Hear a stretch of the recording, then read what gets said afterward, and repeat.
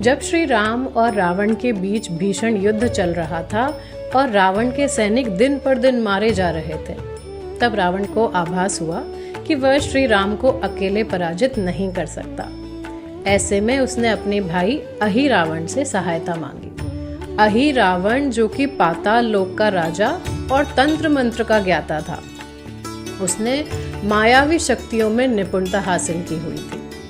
अपने भाई रावण की सहायता के लिए उसने अपनी मायावी शक्तियों का प्रयोग किया और दोनों भाई राम और लक्ष्मण का अपहरण कर उन्हें पाताल लोक ले गया।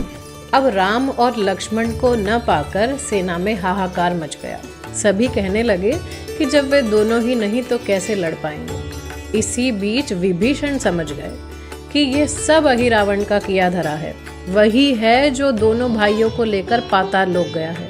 उसके सिवा कोई दूसरा ये काम कर ही नहीं सकता। अब जब हनुमान जी को इस बात का पता चला तो वे पाताल लोक पहुंचे। प्रवेश द्वार पर पहुंचते ही उन्होंने देखा कि कोई वानर पहरा दे रहा है। देखकर उन्हें बड़ी हैरानी हुई कि पाताल लोक में एक वानर कैसे। पहरेदार का नाम था मकरध्वज।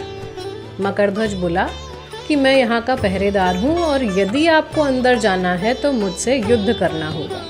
अब दोनों ही बहुत बलशाली थे। लड़ते लड़ते पस्त हो गए, लेकिन किसी ने हार नहीं मानी। तब मकरध्वज बोला कि तुम मुझे जानते नहीं हो। हनुमान जी ने पूछा, कौन हो तुम? मकरध्वज ने बताया कि मैं महाबलशाली हनुमान पुत्र हूँ। हनुमान जी को विश्वास ही नहीं हुआ। वे कहने लगे कि हनुमान जी तो ब्रह्मचारी हैं, उनका कोई पुत्र कैसे हो सकता है। तब मकरध्वज ने अपने जन्म की कहानी सुनाते हुए बताया कि जब मेरे पिता हनुमान लंका दहन करके लौट रहे थे, तब उस भीषण आग के कारण उनके शरीर से निकला पसीना समुद्र में जा गिरा और उसे एक विशाल मछली ने निगल लिया। इसी से मेरा जन्म हुआ है।